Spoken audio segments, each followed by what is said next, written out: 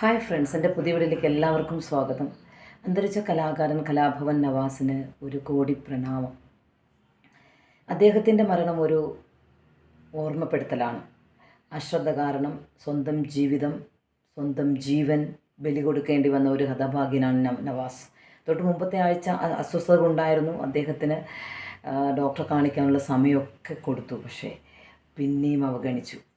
അവരുടെ ഷൂട്ടിങ്ങും അവരുടെ ധനനഷ്ടമൊന്നും എൻ്റെ ഒരു ചെക്കപ്പിന് വേണ്ടി മാറ്റിവെക്കണ്ട എന്ന് അദ്ദേഹം പാവം ഒരു മനുഷ്യ സ്നേഹിയായ ആ വ്യക്തി വിചാരിച്ചു.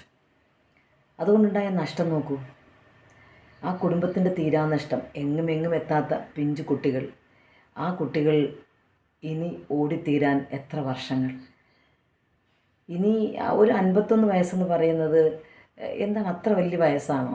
എത്രയോ കാലം ഈ കുട്ടികളുടെ അവരുടെ വിവാഹവും അതിൻ്റെ കുട്ടികളും ഒക്കെ കണ്ട് ഒരു ഗ്രാൻഡ് പാരൻ്റായിട്ടൊക്കെ ഈ ലോകത്തുനിന്ന് പോകേണ്ട ഒരു വ്യക്തിയാണ്. ചെറിയൊരു വിഷമം, കാരണം എനിക്ക് തൊട്ട് മുമ്പത്തെ ഇൻ്റർവ്യൂവിൽ മൂപ്പര ക്ഷീണം കണ്ടപ്പോൾ എനിക്ക് തോന്നുന്നു ഡയബറ്റിക് ആണോ എന്ന് എനിക്ക് തോന്നി. ഷുഗർ എങ്ങാനും കൂടിയിട്ടുണ്ടോ? ഷുഗർ ഉള്ളതുപോലെ എനിക്ക് തോന്നുന്നു. എനിക്ക് തോന്നുന്നു എന്തെങ്കിലും ഡയബറ്റിക് റിലേറ്റ് ചെയ്തിട്ട് എന്തെങ്കിലും ഒരു സംഭവം ഉണ്ടാകണം. അതായിരിക്കും ഈ സൈലൻ്റായിട്ട് അദ്ദേഹത്തെ കൂട്ടിക്കൊണ്ട് പോയതെന്ന് എനിക്ക് തോന്നുന്നു.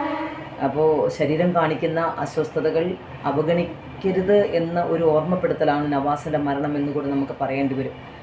നമുക്ക് എല്ലാ അസ്വസ്ഥതകളും നമ്മൾക്ക് ശരീരം കാട്ടിത്തരും, പക്ഷെ നമ്മൾ മതി, ഇനി അത് ഇന്നൊന്നുമില്ല, നാളെ എന്തെങ്കിലും കാണിക്കാം എന്നൊക്കെ നമ്മൾ വിചാരിക്കും. പക്ഷേ അവഗണിക്കരുത്. കാരണം നമ്മൾ മാത്രമേ ഉള്ളൂ. നമ്മളുണ്ടെങ്കിൽ മാത്രമേ നമുക്ക് ചുറ്റുമുള്ളവരുള്ളൂ. നമ്മളുണ്ടെങ്കിൽ മാത്രമേ ഈ ലോകത്തിൽ നമ്മളുണ്ടായിരുന്നു എന്നെങ്കിലും ഓർക്കാൻ കഴിയും, അല്ലേ? അതുകൊണ്ട് ദയവ് ചെയ്ത് ശരീരം കാണിക്കുന്ന അസ്വസ്ഥതകൾ നമ്മൾ കുറച്ചുകൂടെ പരിഗണിക്കണം എന്നുകൂടെ ഞാനിവിടെ വെളിപ്പെടുത്തുകയാണ്.